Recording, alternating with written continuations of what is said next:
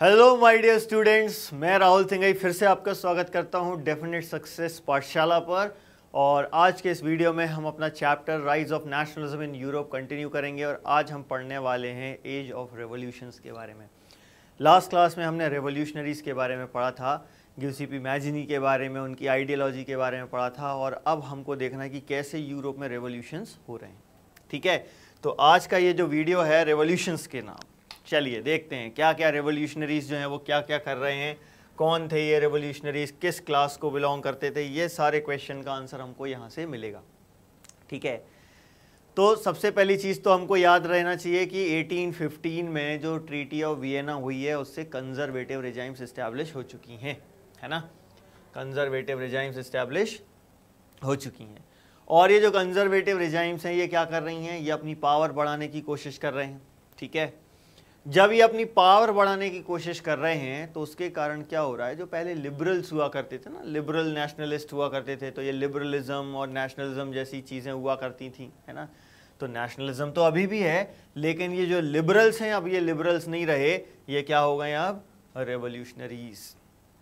और कई जगहों पर यूरोप में अब कई सारी कंट्रीज़ जो वहाँ पर अभी नेशंस नहीं बनी थी, जैसे इटली हो गया, जर्मनी हो गया, ऑटोमन एम्पायर हो गया, आयरलैंड, पोलैंड, ये सारी जगहों पर हम ये देखते हैं कि जो लिबरल नेशनलिस्ट हुआ करते थे अब ये रेवोल्यूशन से जुड़ते चले जा रहे हैं। अब ये रेवोल्यूशनरीज जो हैं, जो लिबरल नेशनलिस्ट हुआ करते थे, ये किस क्लास को बिलोंग करते थे, ये रेवोल्यूशनरीज बन गए अब, है ना। ये लिबरल नेशनलिस्ट जो पहले लिबरल थे ना, अब ये रेवोल्यूशनरीज बन चुके हैं। लिबरल का मतलब क्या होता है कि वो एकदम एग्रेसिव नहीं हो रहा है, उसके अंदर पेशेंस ज़्यादा है, वो अपनी बात मनवाने की कोशिश कर रहा है। लेकिन रेवोल्यूशनरीज में इतना पेशेंस नहीं होता है, बात तो ये भी मनवाना चाहते हैं लेकिन ये इतनी आसानी से बात नहीं, मतलब इतनी आसानी से अपनी बात को छोड़ नहीं देंगे, या इतना पेशेंस नहीं होता कि यार चलो ठीक है हो जाएगा। बहुत तेज़ी से काम करते हैं, है ना, और अपनी बात मनवाने की कोशिश करते हैं और कोई भी रास्ता अपना सकते हैं अपना लक्ष्य हासिल करने के लिए, पीसफुल मीन्स ही अपना ये ज़रूरी नहीं है।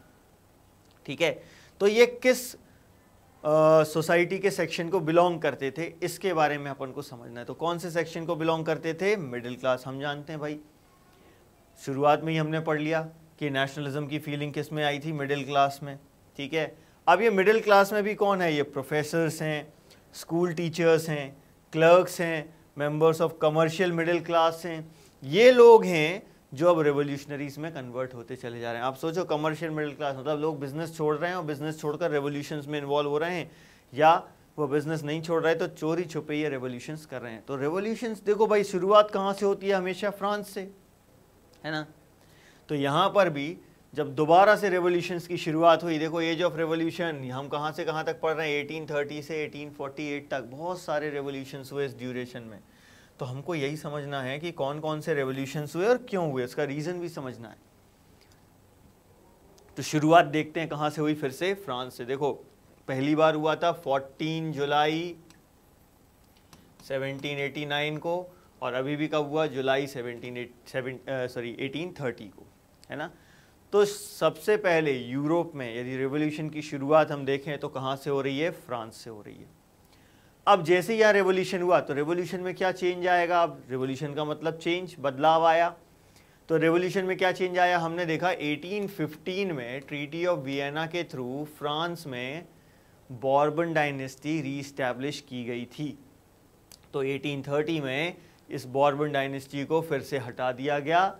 फ्रांस जो कि अब एक कंजर्वेटिव मोनार्की था, वो फिर से कंजर्वेटिव मोनार्की से कॉन्स्टिट्यूशनल मोनार्की में चेंज हो गया। ठीक है, काय में आ गया, कॉन्स्टिट्यूशनल मोनार्की में आ गया। और किंग कौन बने, लुइस फिलिप। ठीक है, फिर से रेवोल्यूशन हुआ। कहाँ से शुरुआत हुई, फिर से फ्रांस से शुरुआत हुई। फिर से मंथ भी सेम है, जुलाई, बस ईयर बदल गया है, 1789 की जगह 1830। रेवोल्यूशन की शुरुआत फिर से फ्रांस से हुई और फ्रांस में जो बॉर्बन डायनेस्टी रीस्टोर की गई थी उसको फिर से पावर से हटा दिया गया और उसकी जगह कॉन्स्टिट्यूशनल मोनार्की स्टैब्लिश की गई, जिसमें मोनार्क कौन थे, लुइस फिलिप। लेकिन यहाँ देखो भाई, मोनार्क के पास पावर कम होगी।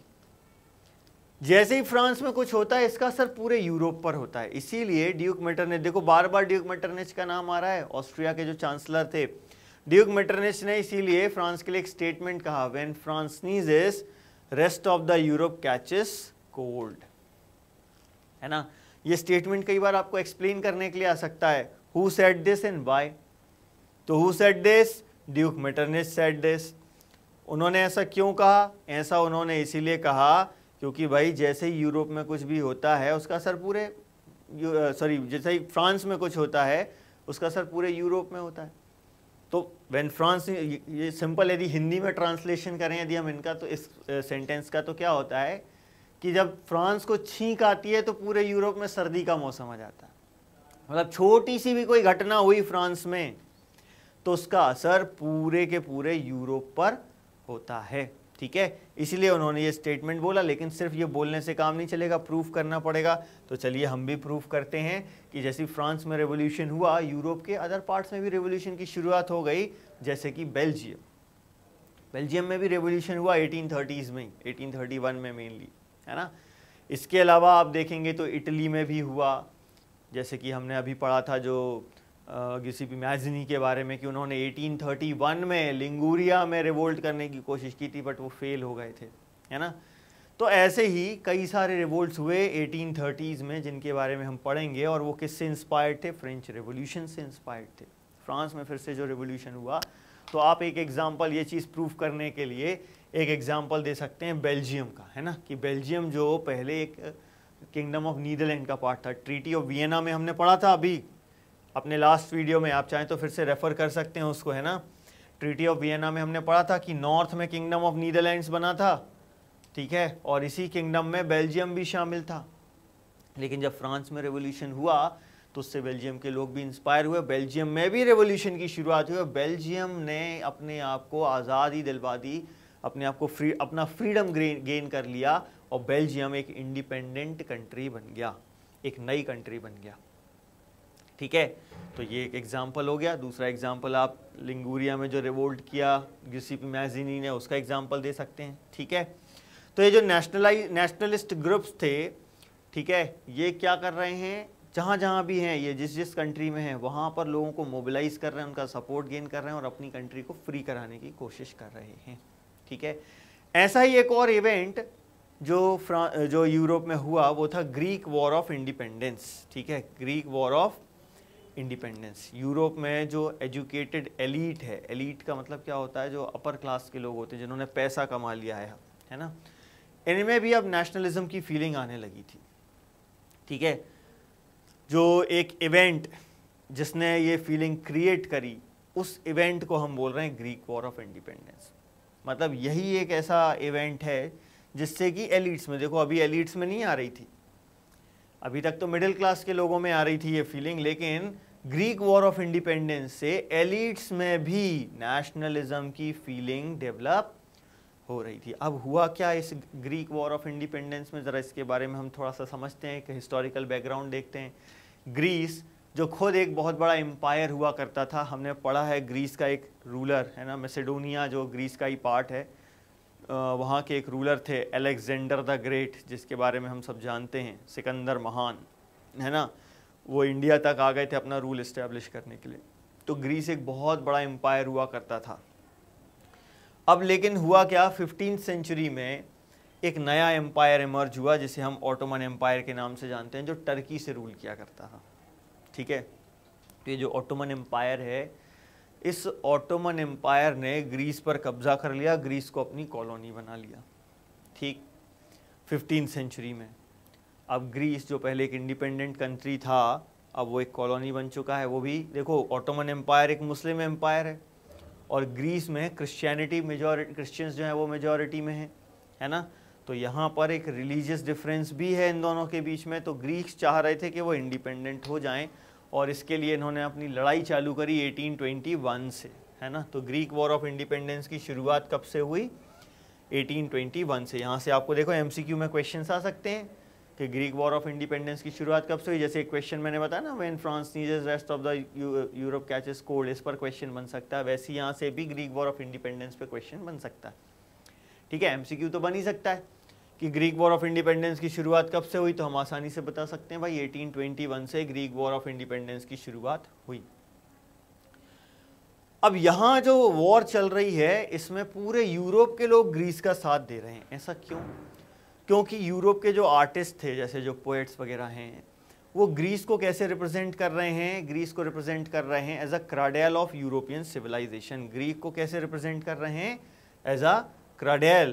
क्राडेल क्या होता है? अब ये क्राडेल मतलब होता है जिस कहीं वो एक ऐसी जगह जहां से किसी चीज़ की शुरुआत हुई हो। तो ग्रीस को कैसे रिप्रेजेंट कर रहे थे ये लोग? क्राडेल ऑफ यूरोपियन सिविलाइजेशन।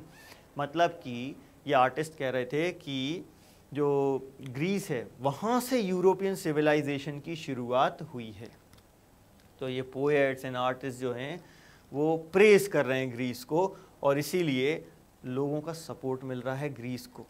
ठीक है, अच्छा ऐसा नहीं कि सिर्फ ग्रीक्स, जो ग्रीक्स हैं वो तो सपोर्ट कर ही रहे हैं, कई ऐसे ग्रीक्स भी हैं हु आर इन एग्जाइल, मतलब जिनको देश निकाला दे दिया गया है तो वो यूरोप की किसी अदर कंट्री में रह रहे हैं, वो भी ग्रीस की हेल्प कर रहे हैं, लेकिन अदर यूरोपियंस की भी इनको हेल्प मिल रही है। ठीक है, तो ग्रीक वॉर ऑफ इंडिपेंडेंस में सभी लोग, सारे यूरोपियंस जो हैं वो ग्रीस का साथ दे रहे थे। ठीक है, ऐसे ही एक व्यक्ति के बारे में हम यहाँ समझते हैं जिनका नाम था लॉर्ड बायरन, है ना, एक इंग्लिश पोएट थे। ठीक है, लॉर्ड बायरन, ये इंग्लैंड से ग्रीस पहुँचे ग्रीक वॉर ऑफ इंडिपेंडेंस में लड़ने के लिए। उन्होंने वहाँ पर फंड्स इकट्ठा किया, वॉर में लड़ने के लिए आए, लेकिन यहाँ पर फीवर के कारण इनकी डेथ हो गई 1824 में। ठीक है, वॉर ख़त्म नहीं हुई, लेकिन मैंने सिर्फ ये एक एग्जाम्पल, अपन को एक किताब में एक एग्जाम्पल दिया हुआ है, इस एग्जाम्पल को हमने समझ लिया कि देखो जैसे एक पोएट है, पोएट वॉर में लड़ने आ रहा है, क्यों? अब आप इससे समझ सकते हो इंपॉर्टेंस, कितनी ज़्यादा इंपॉर्टेंस लोग ग्रीस को दे रहे थे कि पोएट फंड्स इकट्ठा कर रहा है और ग्रीक वॉर ऑफ इंडिपेंडेंस में लड़ने के लिए आ रहा है, और वहाँ पर उसकी डेथ भी हो जा रही है। बात अलग है कि फीवर से डेथ हुई, लेकिन लड़ने आया वो व्यक्ति वहाँ पर। इससे हमें इसकी इंपॉर्टेंस पता चल रही है कि ग्रीस जो है वो कितना इंपॉर्टेंट था पूरे यूरोप के लिए, क्योंकि ये मानते थे कि सिविलाइजेशन की शुरुआत ही कहाँ से हुई है? ग्रीस से हुई है। ठीक है, इसीलिए ये सब मिलकर इनका साथ दे रहे हैं, और फाइनली ग्रीस जीत भी गया।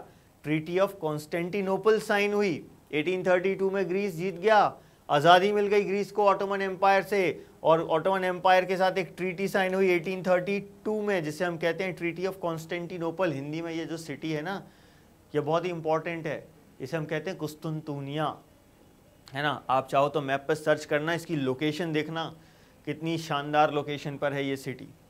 ठीक है, तो और ये भी पता करना कि आज के टाइम में ये सिटी का नाम बदलकर क्या हो गया, पता कीजिएगा तो आपको इसकी इंपॉर्टेंस समझ में आ जाएगी। ठीक है, तो ये जो ग्रीक वॉर ऑफ इंडिपेंडेंस है, ये फाइनली ख़त्म हुई 1832 में, और ग्रीस को आज़ादी मिल गई। तो यहाँ पर हमने देखा कि लोगों में नेशनलिज्म की फीलिंग तो आ रही है। कैसे आ रही है नेशनलिज्म की फीलिंग? इसका एक एग्जाम्पल हमने देखा कि वो जब वो साथ में मिलकर लड़ रहे हैं, रेवोल्यूशंस कर रहे हैं, तब उनमें नेशनलिज्म की फीलिंग डेवलप हो रही है। लेकिन क्या सिर्फ नेशनलिज्म से लोगों में क्या सिर्फ वॉर से, क्या सिर्फ साथ में लड़ने से लोगों में नेशनलिज्म की फीलिंग आ रही है? ऐसा नहीं है भाई, कल्चर भी इसमें एक बहुत इंपॉर्टेंट रोल प्ले करता है। तो ऐसे ही एक कल्चरल मूवमेंट के बारे में अब हम यहाँ पढ़ने वाले हैं, जिसे हम कहते हैं रोमांटिसिज्म। ठीक है, तो रोमांटिसिज्म होता क्या है, ज़रा इसको हम समझते हैं। देखें भाई, रोमांटिसिज्म है एक कल्चरल मूवमेंट। ध्यान रखिएगा, देखो साथ में लड़ने से, अपनी फ्रीडम के लिए साथ में लड़ने से डेफिनेटली लोगों में कॉमन बिलोंगिंगनेस की, कॉमन आइडेंटिटी की फीलिंग आई, और उससे नेशनलिज्म की फीलिंग आई। लेकिन कल्चर भी एक बहुत इंपॉर्टेंट रोल प्ले करता है नेशनलिज्म में। तो ये रोमांटिसिज्म जो है ना, ये कल्चरल मूवमेंट है। ठीक है, अब कैसे डिफाइन करते हैं, और कल्चर से आपका मतलब क्या होता है, क्या क्या चीज़ें ऐसी हैं जो आपके कल्चर में आती हैं? ठीक है, तो एक चीज़ तो हमको क्लियर हो गई कि दो प्रोसेसेस हमने देखी जिससे नेशनलिज्म क्रिएट हुआ। एक साथ में लड़ने से, जैसे कि हमने बहुत सारे अभी एग्जाम्पल्स देखे कि फ्रांस में लोग एक साथ रेवोल्यूशन कर रहे हैं, लड़ रहे हैं अपने अधिकारों के लिए। ठीक है, वैसे हमने इटली का भी एग्जाम्पल लिया, और भी एग्जाम्पल लिए। लेकिन दूसरा एक चीज़ जिससे नेशनलिज्म की फीलिंग डेवलप होती है, वो क्या है? वो है कल्चर।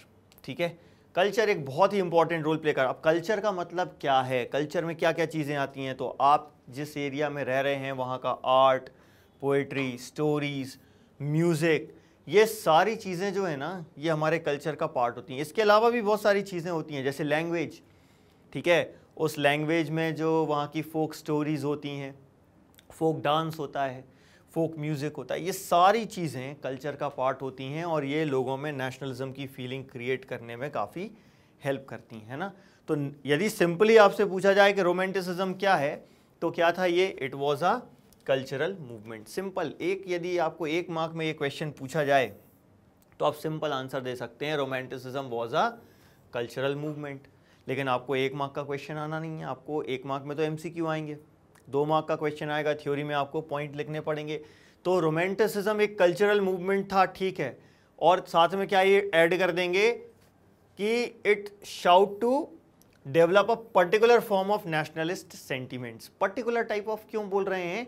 क्योंकि इसमें साइंस और रीजनिंग की बात हो ही नहीं रही, इसमें इमोशंस, इंट्यूशंस और मिस्टिकल फीलिंग्स की बात हो रही है, ठीक है। पर्टिकुलर इसीलिए हमने बोला, क्योंकि साइंस, इसमें ये नहीं बोलेंगे, साइंस और रीजनिंग नहीं लगाएंगे। अब इसको समझते हैं, emotions, intuitions and mystical feelings. Emotions हम जानते हैं हमारे इमोशंस होते हैं, इंट्यूशंस होते हैं कुछ होने वाला है ना, तो इसमें इंट्यूशंस पर फोकस किया गया कि आज़ादी मिलने वाली है, फ्रीडम मिलने वाला है, ये इंट्यूशंस हो गए। मिस्टिकल फीलिंग्स क्या होती हैं? जैसे हमारी होती है ना कि भगवान है, लेकिन क्या किसी ने देखा? ये मिस्टिकल फीलिंग्स हैं जिनको हम एक्सप्लेन नहीं कर सकते, है ना, ये मिस्टिकल फीलिंग्स कहलाती हैं। तो ये इमोशंस, इंट्यूशंस और मिस्टिकल फीलिंग्स पर वर्क कर रहा है। जैसे कि हमारे यहाँ हुआ भारत माता, भारत माता की इमेज क्रिएट की गई, हमारी जो कंट्री है उसको माँ के रूप में दिखाया गया, लोगों को उसकी इमेजेस बनाई गई, है ना। लेकिन क्या एक्चुअल में यदि रीजनिंग लगाओगे तो यहाँ रीजनिंग काम नहीं करेगी। कोई पूछने लगे कहाँ है भारत माता, दिखाओ, तो क्या आप एक इमेज दिखा पाओगे, है ना। क्या एक्चुअली में ऐसा कोई था? कोई नहीं था, वो तो हमारा इमेजिनेशन है कि ये धरती जिस पे हमने जन्म लिया ये हमारी माँ है, भारत माता है, और हमें इसकी रक्षा करनी है ना। तो ये इमोशंस, इंट्यूशंस और मिस्टिकल फीलिंग्स पर वर्क कर रही है। इसमें साइंस और रीजनिंग का कोई रोल नहीं है, इसमें साइंस और रीजनिंग को उल्टा क्रिटिसाइज किया जा रहा है ना। रीजन और साइंस जो हैं इसको क्रिटिसाइज किया जा रहा है, emotions, intuitions and mystical feelings को फोकस किया। तो आप देखो 2 पॉइंट मिल गए हमको। यदि 2 मार्क में क्वेश्चन आया तो आपको ये 2 पॉइंट्स आपको लिखने पड़ेंगे, ठीक है। तो इन चीज़ों के थ्रू नेशनलिज्म की फीलिंग, नेशनलिज्म की फीलिंग मतलब क्या? Common cultural past, collective heritage, ये सेंस क्रिएट करने की कोशिश की जा रही है लोगों में, ठीक है। तो ये है हमारा रोमांटिसिज्म। अब इसी पर वर्क करते हैं हम ज़रा और देखते हैं। ये तो हमने डेफिनेशन बता दी, लेकिन क्या कुछ लोगों ने, उस समय के लोगों ने इस चीज़ को समझा कि नहीं समझा? ऐसे ही एक व्यक्ति थे जोएन गॉटफ्रायर। इन्होंने क्या किया भाई? इन्होंने ये बताया कि यदि आपको ट्रू कल्चर देखना है तो वो कहाँ मिलेगा? कॉमन पीपल में देखने मिलेगा। दास वोल्ट्स, कॉमन पीपल, ठीक है।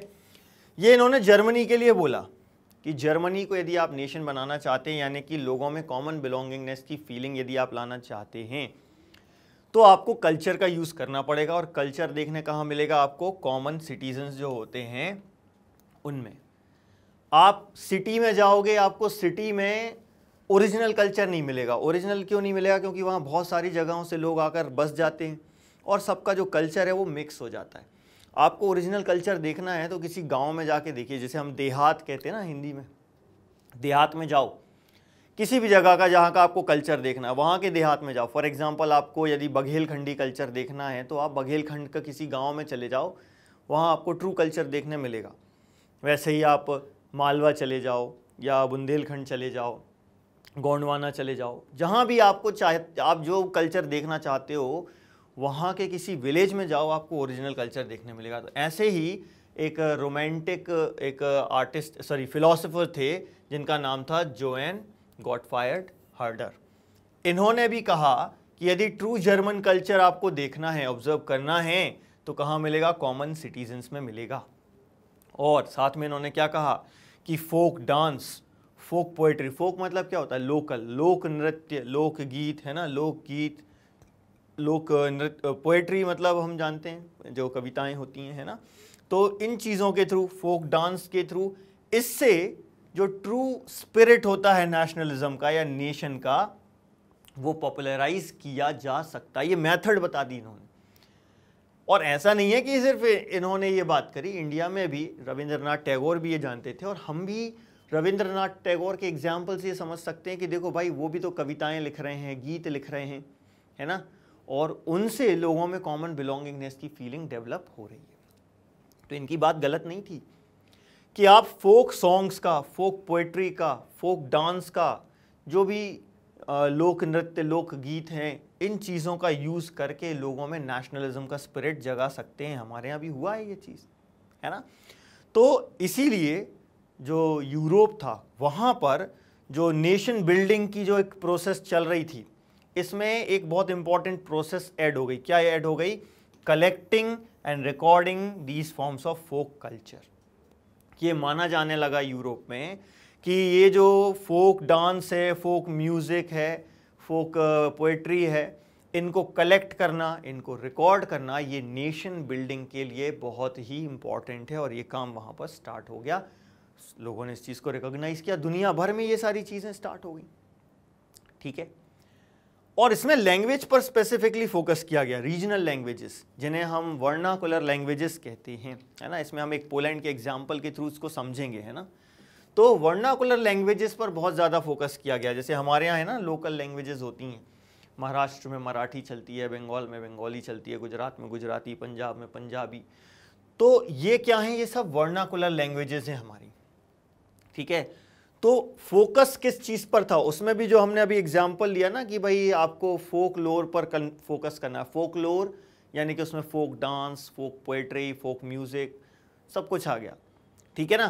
तो ये एम्फेसिस जो था ना, ये किस पर है? वर्नाकुलर लैंग्वेजेस पर है। क्यों है भाई वर्नाकुलर लैंग्वेजेस पर फोकलोर वगैरह कलेक्ट करने का ज़्यादा फोकस क्यों किया जा रहा है? इसका रीज़न क्या है?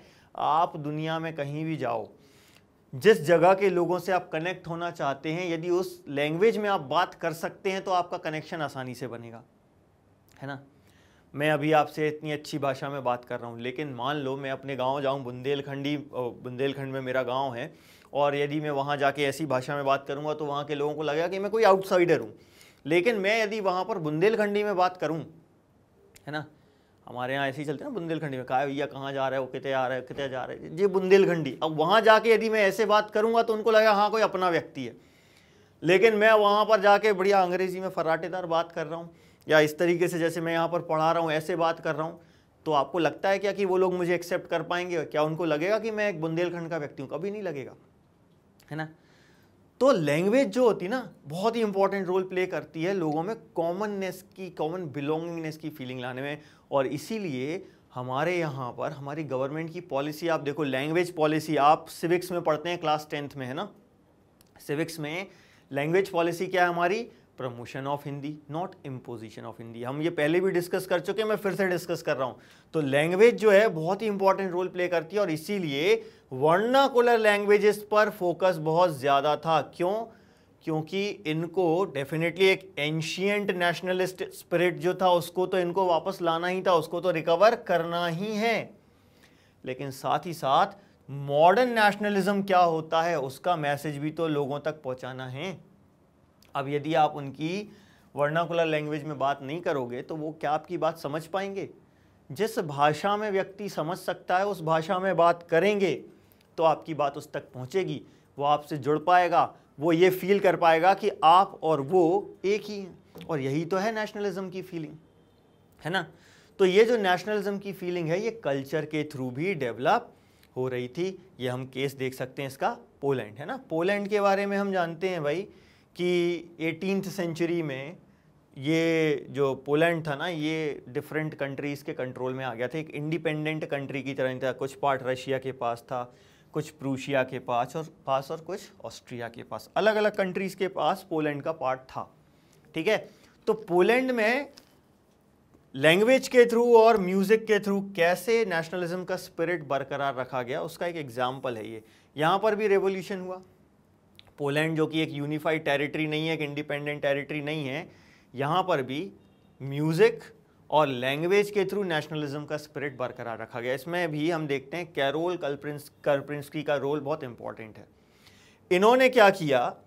इन्होंने नेशनलिज्म, लोगों में नेशनलिज्म की फीलिंग लाने के लिए म्यूज़िक और डांस को मिक्स किया। इन्होंने क्या किया? वहाँ के जो फोक डांसेस थे, पोलिनेश एंड मजुरका, इन दोनों को काय के साथ मर्ज कर दिया ओपेरा के साथ। आप में से बहुत से लोग जानते होंगे ओपेरा और म्यूजिक, है ना। इन्होंने इन डांस को म्यूजिक के साथ मर्ज किया, ओपेरा के साथ मर्ज किया। हम जानते हैं इसमें एक स्टोरी परफॉर्म होती है साथ में, है ना। तो इन डांस फॉर्म्स के थ्रू लोगों में कॉमन बिलोंगिंगनेस की फीलिंग लाने की ये कोशिश कर रहे थे, और ये डांस करना ही अपने आप में नेशनलिज्म का एक सिंबल बन गया था। मतलब जैसे हमारे यहाँ इंडिया में जब नेशनल मूवमेंट्स चल रहे थे तो फ्लैग होस्ट करना नेशनलिज्म का एक सिंबल था और ब्रिटिश के अगेंस्ट वो डिफाइंस का सिंबल था। ऐसे ही पोलैंड में ये डांस परफॉर्म करना वहाँ पर जो रूलिंग अथॉरिटी है उसके अगेंस्ट डिफाइंस का सिंबल बन चुका था। ठीक है, अब बहुत सारा पार्ट तो रशिया के कंट्रोल में था, तो रशिया ने क्या किया, अपनी लैंग्वेज इम्पोज करने की कोशिश करी, है ना। रशिया ने जहाँ जहाँ कब्जा करके रखा था ना, उन सारी जगहों पर ये क्या चाह रहे हैं कि रशियन लैंग्वेज का यूज़ किया जाए। तो हर जगह, चाहे वो स्कूल्स हों या चर्च गैदरिंग्स हों, सब जगह ये रशियन लैंग्वेज इम्पोज कर रहे थे। लेकिन 1830s फिर से आए तो हमने देखा फ्रांस में जैसे रेवोल्यूशन हुआ तो उसका असर पूरे यूरोप पर होता है, तो वैसे रशिया में भी इसका असर हुआ, पोलैंड में भी इसका असर हुआ। और 1831 में पोलैंड में भी एक आर्म्ड रिबेलियन हुआ रशिया के अगेंस्ट। हालांकि रशिया ने इसको क्रश कर दिया, लेकिन इसके बावजूद भी हर जगह हम देखते हैं कि रशियन लैंग्वेज का यूज़ किया जा रहा था, जैसे कि चर्च गैदरिंग्स में, है ना। चर्च के जो मेंबर्स थे, वहाँ पर जो प्रीस्ट हुआ करते थे, वो पोलिश लैंग्वेज का यूज़ कर रहे थे ताकि वो नेशनलिज्म का जो स्पिरिट है इन लोगों में बरकरार रख सकें। तो लैंग्वेज को एक वेपन की तरह यूज़ किया जा रहा था पोलैंड में। ठीक है, तो ये हमको याद रखना है कि भाई देखो, बहुत सारे प्रीस्ट हैं, अब वो ये लैंग्वेज का यूज़ कर रहे हैं तो उनको पनिशमेंट भी मिल रही है, बहुत बुरी पनिशमेंट दे रहे हैं। देखो कौन कौन सी पनिशमेंट मिल रही है, जैसे कि एक जगह है रशिया में, साइबेरिया, बहुत ही ठंडा इलाका है। तो जो प्रीस्ट या बिशप्स होते थे जो इनकी बात नहीं मान रहे हैं, रशियन लैंग्वेज का यूज़ ना करके पोलिश लैंग्वेज का यूज़ कर रहे हैं, उनको जेल में डाल दिया जा रहा है या साइबेरिया भेज दिया जा रहा है एज अ पनिशमेंट। ठीक है, तो पोलैंड में जैसे पोलिश लैंग्वेज का यूज़ करना, मजुरका और पोलिनेश डांस परफॉर्म करना, ये नेशनलिज्म का एक सिंबल बन गया था। वैसे ही अपन देख रहे हैं भाई कि कई जगहों पर और भी ऐसा हुआ, इंडिया में भी इसका एक इम्पॉर्टेंट रोल हमको दिखेगा। अब क्वेश्चन ये आता है, हमने 1830s में बहुत सारे रेवोल्यूशंस पढ़ लिए, हम ये कह रहे हैं 1830 से 1848 तक बहुत सारे रेवोल्यूशंस हो रहे हैं। तो क्वेश्चन ये आता है, ऐसा क्या था भाई इस समय जो इतने सारे रेवोल्यूशंस हो रहे थे? 1830 से 1848 के बीच में इतने सारे रेवोल्यूशंस क्यों हो रहे हैं? इसका रीज़न क्या था? क्योंकि ये टाइम ऐसा था यूरोप में जब लोग बहुत ज़्यादा परेशान थे। किस चीज़ से परेशान थे? भूख से परेशान थे, हंगर की सिचुएशन थी, है ना, और पॉपुलेशन भी बढ़ रही थी, है ना। तो ये टाइम जो था ना, हंगर, हार्डशिप एंड रिवोल्ट का टाइम था। सबसे इंपॉर्टेंट देखो, कोई भी रेवोल्यूशन हुआ हो उसकी शुरुआत खाने से हुई। आप फ्रेंच रेवोल्यूशन की बात देख लो, उसमें भी ब्रेड के कारण रेवोल्यूशन की शुरुआत हुई थी। रशियन रेवोल्यूशन का देख लो, उसमें भी ब्रेड के कारण रेवोल्यूशन की शुरुआत हुई थी। और यहाँ पर भी जितने सारे रेवोल्यूशन जो हम 1830s में देख रहे हैं, ये सब इसलिए हो रहे हैं क्योंकि लोगों के पास खाने को नहीं है, हार्डशिप, बहुत ज़्यादा मेहनत करनी पड़ रही है, और पॉपुलर रिवोल्ट इसीलिए हो रहे थे। तो ये हंगर का टाइम क्यों था? ऐसी क्या समस्याएं थी 1830s में? तो क्वेश्चन क्या बनता है भाई, अब यहाँ से क्वेश्चन फ्रेम करते हैं। ये जो लाइन लिखी हुई है यहाँ से क्वेश्चन बन जाता है कि 1830s were years of great economic hardship in Europe. यहाँ हम क्या लिख देंगे? वाई। बस ये हमारा क्वेश्चन बन गया। अब आपको यहाँ पर बताना है कि भैया ऐसा क्यों हो रहा था, तो क्या रीजंस थे? सबसे पहला रीजन क्या था? पॉपुलेशन इंक्रीज होना। बहुत तेजी से पॉपुलेशन बढ़ रही थी और लोग रूरल एरियाज से माइग्रेट हो रहे थे अर्बन एरियाज में, है ना। मोस्ट ऑफ द कंट्रीज जो थी यूरोप की, वहां पर लोग माइग्रेट। अब माइग्रेशन का रीजन क्या था? माइग्रेशन का रीजन क्या था? एक, जॉब्स। भाई गांव में काम नहीं है तो वो काम की तलाश में शहर जा रहे हैं। अब शहर में क्या हो रहा है? झोपड़ी बना के रह रहे हैं, माने स्लम एरियाज बढ़ते चले जा रहे थे सिटीज में, ठीक है। और यहां से लोग सिटीज में शिफ्ट हो रहे हैं। अब वहां पर एक और प्रॉब्लम, पॉपुलेशन के कारण एक दूसरी प्रॉब्लम क्या आ गई? यहां पर एक तो अनएम्प्लॉयमेंट की प्रॉब्लम हो गई, हमेशा आप ये देखोगे कि यूरोप में जॉब्स से ज़्यादा जॉब सीकर्स हैं, यानी अनएम्प्लॉयमेंट है। दूसरी प्रॉब्लम क्या है? फूड की। अब लोग बढ़ते जा रहे हैं, फूड उतना प्रोड्यूस हो नहीं रहा जितनी उनकी रिक्वायरमेंट है। तो पॉपुलेशन एक बहुत बड़ी समस्या थी, और पॉपुलेशन के कारण एक और समस्या क्या हो गई? अनएम्प्लॉयमेंट बढ़ रहा है, और अनएम्प्लॉयमेंट के कारण एक और समस्या क्या हो गई कि ये लोग जो ओवर क्राउडेड स्लम्स में रह रहे हैं, इनके पास खाने के लिए भी नहीं है। ये पहली प्रॉब्लम थी जिसके कारण लोग परेशान थे। 1830s को हम कह रहे हैं बहुत बुरा समय था, एक पहला पॉइंट। दूसरा पॉइंट क्या आ जाता है भाई कि अभी सिर्फ ब्रिटेन में इंडस्ट्रियलाइजेशन हुआ था, बाकी की जो कंट्रीज थी यूरोप की, वहाँ पर इंडस्ट्रियलाइजेशन हुआ 19th सेंचुरी में, ठीक है। बाकी ब्रिटेन में हो गया था second half of the 18th century में, ठीक है। तो जैसे फ्रांस हो गया, जर्मनी हो गया, और भी अदर कंट्रीज़ जो हैं यूरोप की, वहाँ पर जो इंडस्ट्रीज़ हैं वो उतनी डेवलप नहीं है। वो जो कुछ प्रोड्यूस कर रही हैं वो बहुत महंगा है, और ब्रिटेन से जो कुछ आ रहा है वो बहुत सस्ता है, ठीक है। तो ब्रिटेन से बहुत ज़्यादा कंपटीशन इनको फेस करना पड़ रहा है, स्टिफ कंपटीशन था ब्रिटेन से इनको जो फेस करना पड़ रहा था, और इसके कारण भी लोग बहुत ज़्यादा परेशान थे, क्योंकि ब्रिटेन से जो कुछ आ रहा है वो मशीन मेड गुड्स जो हैं वो बहुत ही सस्ते हैं और बहुत अच्छी क्वालिटी के हैं। इसके कारण स्मॉल प्रोड्यूसर्स को बहुत ज़्यादा प्रॉब्लम फेस करनी पड़ रही है। ये दूसरा रीज़न हो गया जिसके कारण हमने कहा 1830s जो हैं वो बहुत बुरा समय था, ठीक है। तीसरा रीज़न क्या था? तीसरा रीज़न ये था कि यूरोप के कुछ रीजन्स अभी भी ऐसे थे जहाँ पर नोबल्स का रूल चल रहा था, यानी कि जो पुराना सिस्टम था एस्टेट्स एंड ऑर्डर्स वाला, वो अभी भी यहाँ पर ख़त्म नहीं हुआ था, है ना। तो एरिस्टोक्रेसी के पास अभी भी यहाँ पर पावर थी, और जहाँ पर एरिस्टोक्रेट्स के पास पावर है वहाँ पर पीजेंट्स स्ट्रगल कर रहे हैं under the burden of feudal dues and obligation, system of obligation. ये हमने पढ़ा है 9th क्लास में फ्रेंच रेवोल्यूशन में, सिस्टम ऑफ ऑब्लिगेशन, जहाँ पर जो फार्मर्स थे they were obliged to work in the fields in the estate of the noble, they were forced to work in the road construction, और इसके लिए उनको कोई पेमेंट वगैरह नहीं मिल रही थी। अब ऐसे समय में यदि प्रोडक्शन घट जाए या फूड की प्राइसेस बढ़ जाएं, है ना, हार्वेस्ट अच्छी ना हो, तो कंडीशन जो बनती है ना एक्सट्रीम पॉवर्टी की, उसे हम कहते हैं पॉपुलिज्म, ठीक है। माने टाउन्स में और कंट्री साइड में, दोनों जगहों पर, कंट्री साइड यानी विलेजेस, दोनों जगहों पर क्या हो रहा है? एक्सट्रीम पॉवर्टी की कंडीशंस बन रही हैं, और इसीलिए रेवोल्यूशंस होते चले जा रहे हैं। तो फिर से रेवोल्यूशन हुआ, और फिर से रेवोल्यूशन कहाँ हुआ? सबसे पहले फ्रांस में 1848 में। फिर से रेवोल्यूशन की शुरुआत कहाँ से हुई? फ्रांस में 1848 में। तो फूड शॉर्टेज है वाइड स्प्रेड, अनएम्प्लॉयमेंट है वाइड स्प्रेड, ठीक है। अब ये भाई अनएम्प्लॉयमेंट है, अपन बार बार ये अनएम्प्लॉयमेंट करते हैं। कई बार हम देखते हैं कि हमारे यहाँ पर भी अनएम्प्लॉयमेंट की बात बहुत होती है, सरकार जो विपक्ष है वो बार बार सरकार पे बोलता है अनएम्प्लॉयमेंट इतना ज़्यादा है, सरकार कुछ नहीं कर रही। क्यों करे सरकार? भाई जिसको नई नौकरी मिल रही मत मिलने दो, क्या दिक्कत है। लेकिन यहाँ पर हम देख रहे हैं ऐसा कर नहीं सकते, अनएम्प्लॉयमेंट पर फोकस करना पड़ता है गवर्नमेंट को। अनएम्प्लॉयमेंट इतनी बड़ी समस्या क्यों है हमारे लिए? इसीलिए क्योंकि यदि लोगों के पास एम्प्लॉयमेंट नहीं होगा तो क्राइम बढ़ता है। यदि लोग अनएम्प्लॉयड हैं तो वो क्रिमिनल एक्टिविटीज़ में इन्वॉल्व होने लगते हैं, क्राइम बढ़ने लगता है। इसीलिए ये बहुत ज़रूरी है किसी भी देश के लिए, यदि सुख शांति से रहना चाहते हैं हम देश में, तो वहाँ के लोगों के लिए रोज़गार मिलना बहुत ज़रूरी है।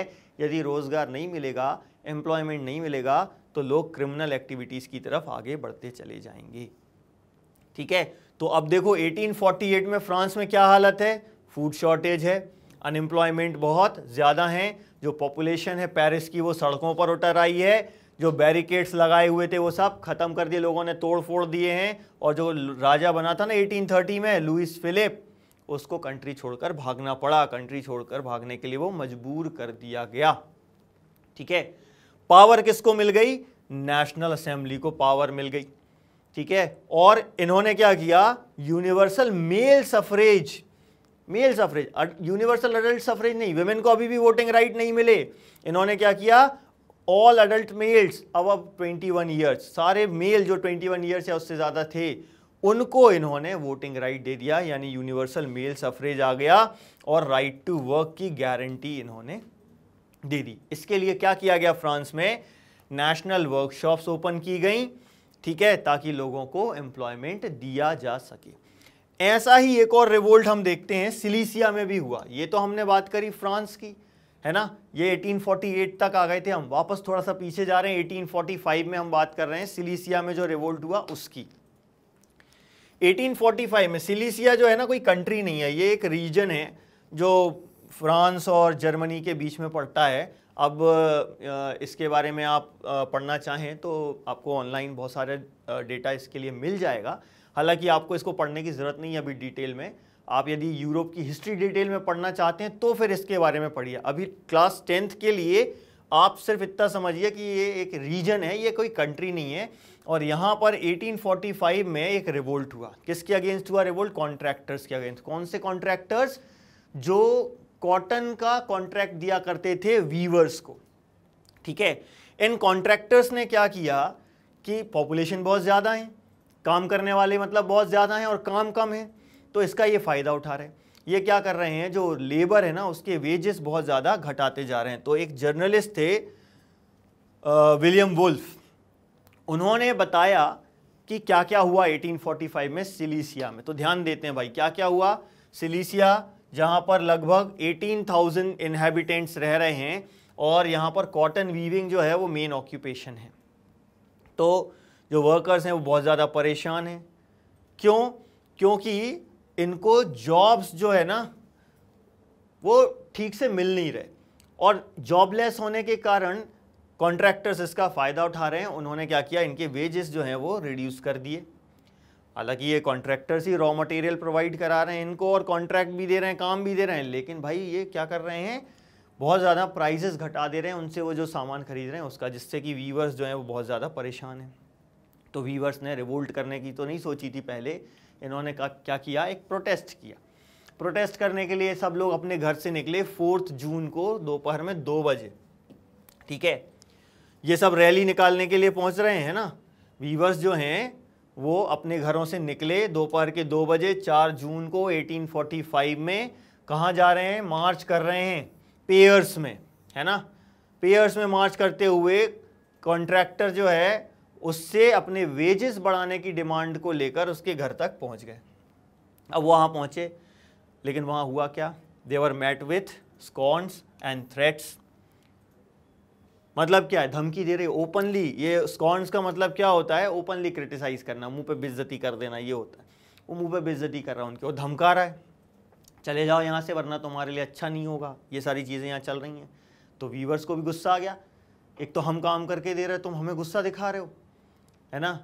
बोल रहे भग जाओ यहाँ से, रुक जाओ हम बताते हैं अभी। तो क्या किया उन्होंने, ये जो वीवर्स हैं ये बहुत ज़्यादा गुस्से में आ गए और उसके घर पर अटैक किया और उसके गोडाउन पर अटैक किया। कुछ लोग घर में घुस गए, घर में घुस के वहाँ पर जो एलिगेंट विंडो पॉन्स थे उनको तोड़ दिया, फर्नीचर तोड़ दिया, पोर्सिलीन के जो बर्तन वगैरह थे वो सब तोड़ दिए। और जो ग्रुप स्टोर हाउस में घुसा उन्होंने क्या किया, जो सप्लाईज उसके पास रखी हुई थी, दे टोर टू द श्रेड्स, मतलब फाड़ के चिंदी चिंदी कर दिए सारे कपड़े इन्होंने, क्योंकि गुस्से में थे, है ना। तो अब क्या हुआ भाई, उस समय तो ये जो कॉन्ट्रैक्टर है वहाँ से भाग गया। उसने आसपास के विलेजेस में भी शरण मांगी, नेबरिंग विलेजेस ने, लेकिन शरण देने से यानी उसको रिफ्यूज़ देने से, शेल्टर देने से मना कर दिया, ठीक है। अगले लेकिन 24 घंटे के अंदर वो वापस लौटा और उसके साथ एक आर्मी थी और इस आर्मी के साथ जो फाइट हुई उसमें 11 वीवर्स मारे गए, ठीक है। लेकिन देखो रिवोल्ट तो यहाँ पर भी हुआ। ये तो हम पुअर्स के रिवोल्ट की बात कर रहे हैं, but what about middle class, जिसने नेशंस फॉर्म किए, जिसके अंदर नेशनलिज्म की फीलिंग आई, वो क्या कर रही थी। तो ये जो पुअर्स का जो मूवमेंट चल रहा है ना, इन पुअर्स के मूवमेंट के साथ साथ जो मिडिल क्लास है उसका भी एक मूवमेंट चल रहा था। ये जो हमने अभी फ्रांस में पढ़ा है ये कब हुआ, फरवरी 1848 में, ठीक है। जैसे ही लुइस फिलिप कंट्री छोड़कर भागे तो यूनिवर्सल मेल सफरेज अडॉप्ट करके नेशनल असेंबली ने पावर गेन कर ली, ठीक है। अब नेशनल असेंबली के पास पावर आ गई है कहाँ पर, फ्रांस में। बाकी की कंट्रीज में क्या हो रहा है जरा उसकी बात करते हैं, ठीक है। अब अपन फ्रांस की कहानी छोड़ रहे हैं भाई, ध्यान से समझना, फ्रांस की कहानी को हम वहीं छोड़ रहे हैं और अब हम आगे बढ़ने वाले हैं कि जर्मनी के साथ क्या हुआ, इटली के साथ क्या हुआ, मेनली इन दो के बारे में पढ़ेंगे, ठीक है, पोलैंड में भी क्या हुआ, बहुत कुछ हमने पढ़ लिया। ऑस्ट्रो हंगेरियन एम्पायर में क्या हुआ, यहाँ पर जो मैन एंड वुमेन है मिडिल क्लास के, लिबरल मिडिल क्लास के, ये अपनी डिमांड्स फॉरवर्ड कर रहे हैं। क्या डिमांड थी इनकी, कॉन्स्टिट्यूशनलिज्म विथ नेशनल यूनिफिकेशन। यहाँ से क्वेश्चन आ सकता है 1840s में क्या डिमांड थी इन लोगों की, कॉन्स्टिट्यूशनलिज्म विथ नेशनल यूनिफिकेशन। क्यों भाई, फ्रांस के कारण पूरा माहौल जो है वो बिल्कुल चार्ज्ड है, इसलिए ये डिमांड कर रहे हैं कॉन्स्टिट्यूशनलिज्म की और नेशनल यूनिफिकेशन की। और ये जो मिडिल क्लास है, ये जो ग्रोइंग अनरेस्ट है पब्लिक में, देखो पुअर्स का नंबर ही सबसे ज़्यादा होता है, तो ये जो पॉपुलर अनरेस्ट है ना, इसका ये फ़ायदा उठा रहे हैं। और जर्मनी में इन्होंने क्या किया, इन्होंने अपनी एक असेंबली बनाई। जैसे फ्रांस में नेशनल असेंबली बनी थी, वैसे ही जर्मनी में भी इन्होंने अपनी एक नेशनल असेंबली बनाई, ठीक है। और ये कौन सी डिमांड्स कर रहे हैं, मेन डिमांड्स देखो, constitution, freedom of press and freedom of association. ये पूरे यूरोप में जितनी भी कंट्रीज़ हैं और वहाँ पर जितने भी लिबरल मिडिल क्लास के लोग हैं, उन सब की कॉमन डिमांड है constitutionalism with national unification plus constitution तो है ही। इस कॉन्स्टिट्यूशनलिज्म में क्या आ रहा है साथ में, कॉन्स्टिट्यूशन तो आ रहा है, लेकिन फ्रीडम ऑफ प्रेस भी आ रहा है और फ्रीडम ऑफ एसोसिएशन भी आ रहा है। और यही चीज़ जर्मनी में भी हुई। वहाँ पर जो पार्लियामेंट बनी उसे नाम दिया गया फ्रैंकफर्ट पार्लियामेंट, ठीक है। जर्मनी में भी बहुत सारी पॉलिटिकल पार्टीज इकट्ठी हुई। देखो अभी मोनार्की है जर्मनी, लेकिन यहाँ पर बहुत सारी पॉलिटिकल पार्टीज इकट्ठी हुई, जिसके मेंबर कौन है, मिडिल क्लास में जो लोग हैं वो, मतलब professionals, businessman and prosperous artisans, ये सब लोग एक साथ आए और इन्होंने एक ऑल जर्मन नेशनल असेंबली बनाई फ्रैंकफर्ट में। इसीलिए इसको हम फ्रैंकफर्ट पार्लियामेंट भी बोलते हैं। कैसे बनी ये पार्लियामेंट, ये लोग जो इकट्ठे हुए थे जर्मनी में 18 मई 1848 को इन्होंने अपने ही बीच से 831 मेंबर्स को इलेक्ट किया। ये रिप्रेजेंटेटिव्स हैं उस जर्मन नेशनल असेंबली के, जिसे हम फ्रैंकफर्ट पार्लियामेंट कहते हैं। ये इकट्ठे हुए, ठीक है, और एक मार्च निकाल रहे, जैसे कि अपन देखते हैं ना गवर्नमेंट फॉर्म होती है तो वो शक्ति प्रदर्शन जैसे करते हैं, तो ये लोग भी इकट्ठे हुए और एक फेस्टिव प्रोसेशन में मार्च कर रहे हैं। और ये कहाँ पहुँचे, चर्च ऑफ सेंट पॉल में, जहाँ पर फ्रैंकफर्ट पार्लियामेंट कन्वीन की गई। और इसकी ये इमेज अपन देखते हैं, है ना, ये फ्रैंकफर्ट पार्लियामेंट है। चर्च ऑफ सेंट पॉल में ये कन्वीन की गई थी, ठीक है। अब इस फ्रैंकफर्ट पार्लियामेंट में क्या हुआ, इसके बारे में चर्चा करते हैं। इन्होंने एक कॉन्स्टिट्यूशन ड्राफ्ट किया, जैसे कि फ्रांस में किया था और जैसे हमारे इंडिया में भी एक कॉन्स्टिट्यूशन ड्राफ्ट किया गया, वैसे ही इस पार्लियामेंट ने भी एक कॉन्स्टिट्यूशन ड्राफ्ट किया। इसमें इन्होंने ये डिसाइड किया, जैसे फ्रांस एक कॉन्स्टिट्यूशनल मोनार्की बना था पहले, तो शुरुआत में इन्होंने कहा कि जर्मनी भी कॉन्स्टिट्यूशनल मोनार्की होगा, बाद में भले ही चेंजेस आएंगे, फ्रांस तो बाद में रिपब्लिक बन गया। तो इन्होंने क्या कहा कि जर्मनी जो है वो क्या बनेगा, एक नेशन बन जाएगा which will be headed by a monarch subject to parliament. इसे हम कहते हैं कॉन्स्टिट्यूशनल मोनार्की, कि मोनार्क तो है लेकिन किसके कंट्रोल में है, पार्लियामेंट के कंट्रोल में है, ठीक है। तो डेप्यूटीज मिले, इन्होंने क्राउन किसको ऑफर किया, इन्होंने क्राउन ऑफर किया फ्रेडरिक विल्हेम IV को, जो कि प्रूशिया के किंग थे उस समय। यही प्रूशिया आगे जाके क्या बन जाएगा, जर्मनी बनेगा। इसकी हम कहानी अभी पढ़ेंगे। लेकिन कोई भी राजा ये नहीं चाहता कि उसके ऊपर किसी और का हुक्म चले, तो उसने मना कर दिया, उसने रिजेक्ट कर दिया और वो दूसरे जो मोनार्क थे उनके साथ मिलकर इस नेशनल असेंबली को अपोज करने लगा, ठीक है। जब ये अपोजिशन बढ़ रहा था एरिस्टोक्रेसी के लिए, तो क्या हुआ, साथ में धीरे धीरे ये जो असेंबली बनी है इसका भी बेस जो है ना वो वीक पड़ गया। क्यों वीक पड़ गया, ये जो एरिस्टोक्रेसी है और ये मिलिट्री है ये स्ट्रांग पड़ गई। एक चीज़, एरिस्टोक्रेसी और मिलिट्री धीरे धीरे स्ट्रांग हो गई जर्मनी में, और जो सोशल बेस था पार्लियामेंट का वो इरोड हो गया। क्यों इरोड हो गया, क्योंकि ये पार्लियामेंट में जो लोग हैं ये गरीबों के दम पर आगे आए थे, इनको पावर मिली थी। अब ये जो पार्लियामेंट है ये पुअर्स की डिमांड्स पर ध्यान ही नहीं दे रही। जब ये पुअर्स की डिमांड पर ध्यान नहीं दे रहे तो पुअर्स इनको सपोर्ट नहीं करेंगे। तो ये पार्लियामेंट है, इसमें मिडिल क्लास के लोग ज़्यादा हैं, तो ये मिडिल क्लास के लोग जो हैं ये पुअर्स यानी कि जो वर्कर्स और आर्टिजन्स हैं, इनके डिमांड्स पर ध्यान ही नहीं दे रहे हैं और इसीलिए उनको जो सपोर्ट मिलना चाहिए था वो सपोर्ट खत्म हो गया और मोनार्की को या जो एरिस्टोक्रेसी और मिलिट्री है उसको मौका मिल गया, उन्होंने ट्रुप्स भेजे, ठीक है, और इस असेंबली को डिसबैंड कर दिया। This assembly was forced to disband. ये था जर्मनी की कहानी। अब खत्म नहीं हुआ जर्मनी में, अब ये फ्रैंकफर्ट पार्लियामेंट तो बनी, अब इसमें हमें एक और टॉपिक पढ़ना है। अभी तो हमने ये देखा कि भाई फ्रांस में फिर से रेवोल्यूशन हुआ 1848 में, क्यों, हमने उसके रीज़न देख लिया कि ये टाइम जो था ये हंगर, हार्डशिप और रिवोल्यूशंस का टाइम था। क्यों था, उसके रीज़न पढ़े। उसके बाद हमने पोलैंड का एग्जाम्पल देखा, उसके बाद हमने फ्रांस का एग्जाम्पल देखा कि फ्रांस में फिर से रिवोल्ट हुआ क्योंकि फिर से अनएम्प्लॉयमेंट बढ़ गया और पॉपुलेशन बढ़ने से हंगर के केसेस भी बढ़ गए, ठीक है। फिर वापस से हमने सिलीसिया के बारे में पढ़ा, फिर हम आ गए वापस से अपने मिडिल क्लास के ऊपर कि भैया देखो फ्रांस में वो हमने पुअर्स की बात की थी, अब हम मिडिल क्लास की बात कर रहे हैं कि वो क्या चाह रहे हैं, कॉन्स्टिट्यूशनलिज्म चाह रहे हैं। कॉन्स्टिट्यूशनलिज्म मतलब क्या, एक constitution, freedom of press and freedom of association, ये चाह रहे हैं। अब हमने जर्मनी का एग्जाम्पल ले लिया कि भाई फ्रांस के अलावा जर्मनी में क्या हो रहा है। अब वापस से हम कहाँ पहुँच रहे हैं अपनी स्टोरी पे, थोड़ा सा टॉपिक से हटके विमेन की बात कर रहे हैं कि विमेन की क्या कंडीशन थी। विमेन की क्या कंडीशन है, ज़रा ध्यान देते हैं यहाँ पर कि ये जो असेंबली बनी है ना, इसमें विमेन को कोई वोटिंग राइट नहीं थे और ना ही वो इलेक्ट हो सकती थी, ठीक है। तो ये एक्टिवली पार्टिसिपेट तो कर रही थी कई सालों से, लेकिन इनको कोई फ़ायदा नहीं मिल रहा। इन्होंने क्या क्या किया, ज़रा उसके बारे में देखते हैं कि भाई एक्टिवली पार्टिसिपेट कैसे कर रही थी।